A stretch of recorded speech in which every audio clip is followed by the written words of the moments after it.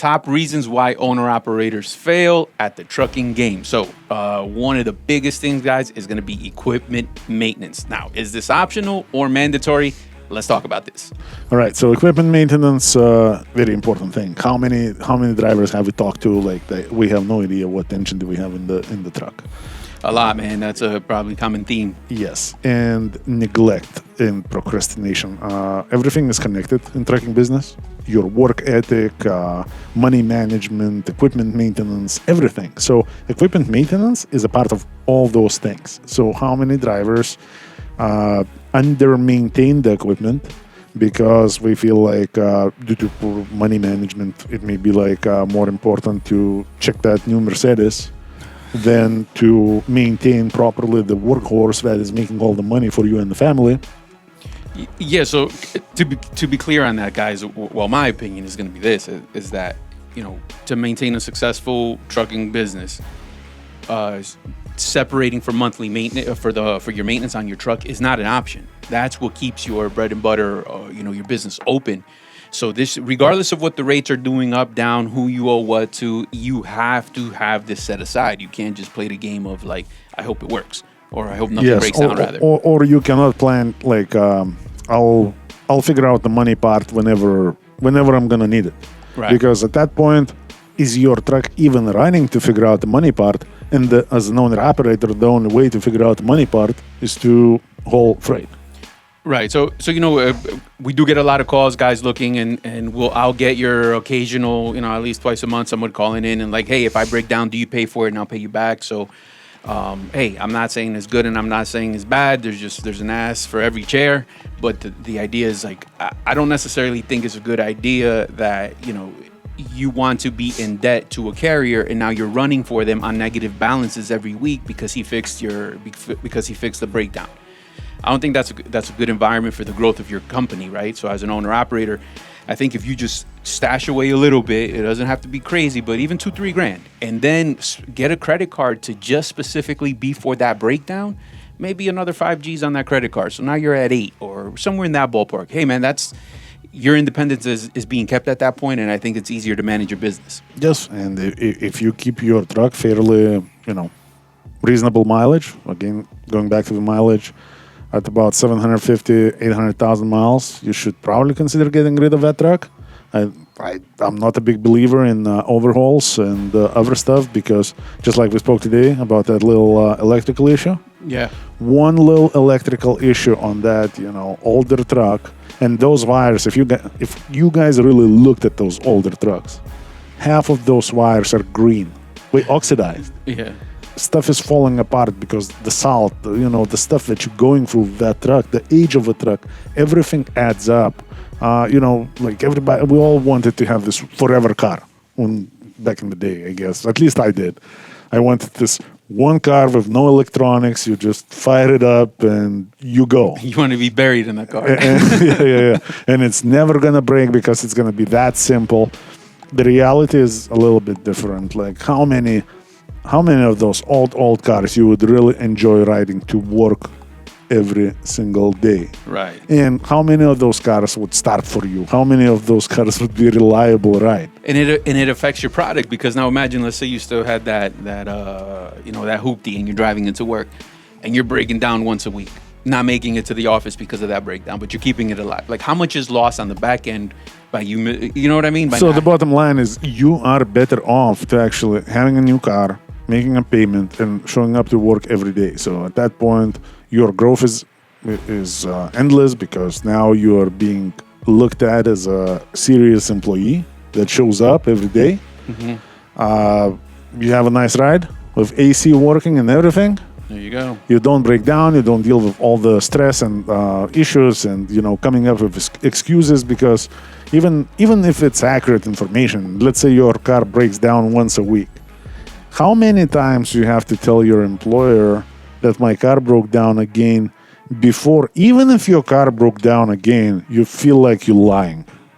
Yeah. So then everything is now relationships are things. So I mean, or you're not feeling like you're lying, but you feel like we feel that you are lying. So I'm just mind fucking myself like. So here we go. That's the same thing. But with hold the up, truck. it sounds like you've been through this or something. So I don't know, man. It's a little. Of course, I think most of us at one point or the other. Back in the day, I used to like buy, used older cars. Yeah.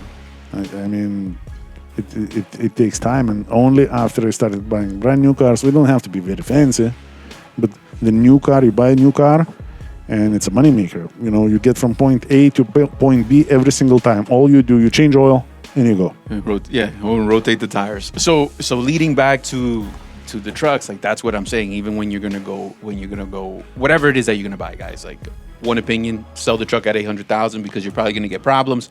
Somebody else is thinking, man, what a great deal! I'm buying this thing at $800,000, and try to keep it together.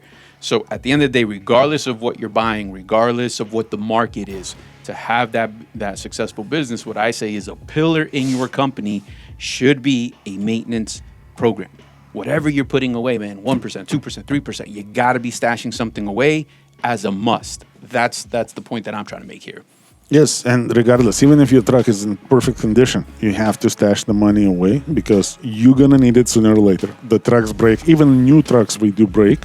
And you need that money to fix the problems.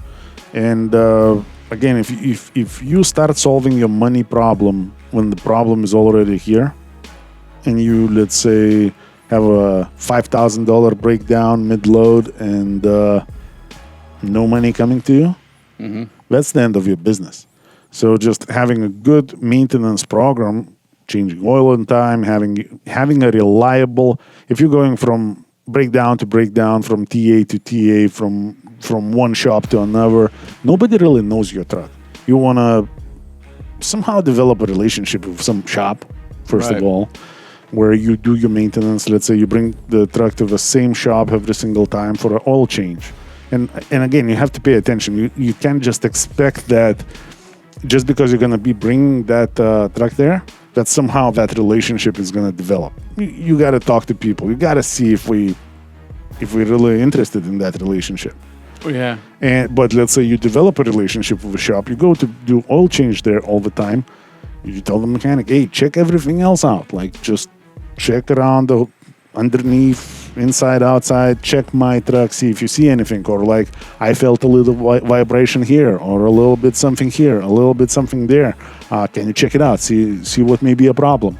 And if you do that and you do, let's say, standard owner operator, give or take, oil change once a month, we're talking about OTR, owner operator. And if you get the mechanic to check on the stuff, most of the breakdowns are not really going to happen to you. Your mechanic will be able to find a lot of those problems before they actually happen. Yeah, and then you're going to, I already know we're going to get some guys that, hey, man, I touch my truck. Nobody touches my truck. I know there's a lot of that goes around, and okay, cool. But I'm just saying, so it's for the guy who's managing and looking for the balance, right? Because if you're dispatching, driving, you're your own mechanic, you're doing everything, you got to be careful for that burnout, because while you're underneath that truck for that week, you're losing money. So it's that balance to, save where you can. Yes, obviously, but at the same time, it's not necessarily a bad thing to hire somebody with that skill set, get a fresh pair of eyes on that, and get it done. Yeah. Because I think if you do everything, like I've seen some owner operators, like, oh, I'm changing starter, so now the guy's ordering a starter. Now that starter is gonna, let's say the starter got ordered on Monday, it's gonna show up on Wednesday. The guy's taking a whole day to replace it, and then the whole week is gone. The $2,500, $3,000 that you should have taken home, and maybe spent $1,000 for a starter. That's parts and labor. Yep. At whatever truck stop or shop, now you're about $1,500 to $2,000 short, just that week alone. Yeah. So, yeah, you were home. You maybe having fun to change that starter. But were you really home or working on that? Like, that's the thing, man. Is that even effective? I would rather go work, do what I do best, get a mechanic to do what he's doing best, and then go home and have fun. Here you go. That's I agree with that. So again, guys, equipment maintenance is king. You gotta pay attention to that because it is. If it hasn't come up, it definitely will at some point.